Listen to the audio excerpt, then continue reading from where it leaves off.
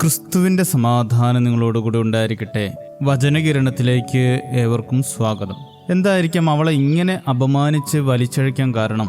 വ്യഭിചാരത്തിൽ പിടിക്കപ്പെട്ടു എന്ന് പറയുമ്പോൾ കൂടെ പിടിക്കപ്പെട്ട പുരുഷനെവിടെ എന്ന ചോദ്യം ബാക്കിയാവുന്നു. കഴിഞ്ഞ രാത്രിയിൽ അവളുടെ കതകിൽ മുട്ടിയവരാണ് കല്ലെറിയാൻ മുന്നിട്ട് നിൽക്കുന്നത് എന്നതാണ് ഏറ്റവും രസകരം. അതെപ്പോഴും അങ്ങനെ തന്നെയാണല്ലോ. സ്വന്തം തെറ്റ് മറയ്ക്കാനായി മറ്റുള്ളവരെ അപമാനിക്കുക, അവരെ മിണ്ടാതാക്കുക എന്നത് മനുഷ്യന്റെ ഒരു ശീലമാണല്ലോ. ശരീരത്തിലുണ്ടായ മുറിവുകളിൽ നിലത്തെ പൊടിമണ്ണ് പറ്റിയ വേദനയിൽ കണ്ണുനീർ ഒഴുക്കിക്കൊണ്ടിരിക്കുമ്പോഴാണ് അവൾ ആ വാക്ക് ശ്രദ്ധിച്ചത്. നിങ്ങളിൽ പാപമില്ലാത്തവൻ അവളെ ആദ്യം കല്ലെറിയട്ടെ. അവൾ തല ഉയർത്തി നോക്കി. ഒരിക്കൽ പോലും കണ്ടിട്ടില്ലാത്ത ഒരു മുഖം. കല്ലെറിയാൻ നിൽക്കുന്നവരുടെ കൈകളിൽ നിന്നും കല്ലുകൾ നിലത്ത് വീഴുന്നത് കണ്ടേ അവൾ തിരിഞ്ഞു നോക്കി. പാപമില്ലാത്തവർ, തന്റെ വാതിലിൽ മുട്ടാത്തവർ ആരുമില്ലാത്തതിനാൽ അവരെല്ലാവരും തിരികെ പോയിരിക്കുന്നു. പിന്നെ അവളും ക്രിസ്തുവും മാത്രം. നിന്നെ ശിക്ഷ വിധിക്കാൻ ആരുമില്ല. ഞാനും ശിക്ഷ വിധിക്കുന്നില്ല. പൊയ്ക്കൊള്ളുക, മേലിൽ പാപം ചെയ്യരുത്.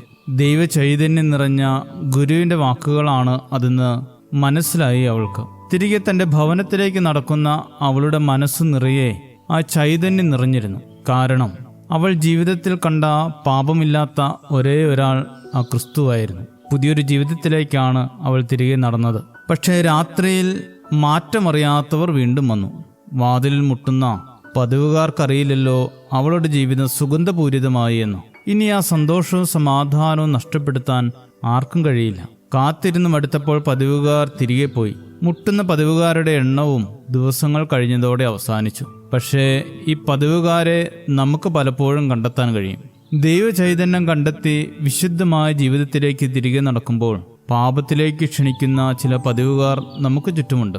പ്രലോഭനങ്ങളുമായി പിന്നാലെ കൂടുന്ന പതിവുകാർ മനുഷ്യർ തന്നെ ആകണമെന്നില്ല. ആധുനിക ലോകത്തിൽ വാതിലിൽ മുട്ടുന്ന പതിവുകാർ പല രൂപത്തിലും ഭാവത്തിലും ചുറ്റുമുണ്ട്. ലക്ഷ്യം ഒന്നേയുള്ളൂ, വീണ്ടും പാപത്തിലേക്ക് ക്ഷണിക്കുക. പക്ഷേ ഒരിക്കലായി അടച്ച വാതിലുകൾ വീണ്ടും തുറക്കാതിരിക്കുക എന്ന വലിയ ദൗത്യം പേർന്നവരായി മാറേണ്ടിയിരിക്കുന്നു. വിശുദ്ധ യോഹന്നാൻ 8-ാം അധ്യായത്തിലെ പാപിനിയായ സ്ത്രീയെപ്പോലെ അല്ല, വിശുദ്ധയായ സ്ത്രീയെപ്പോലെ പതിവുകാരെ അകറ്റി നിർത്താം.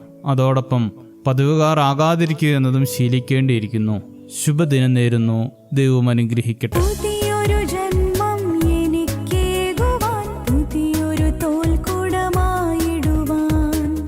സൃഷ്ടിയായ എന്നെ മാറ്റണേ നാഥ,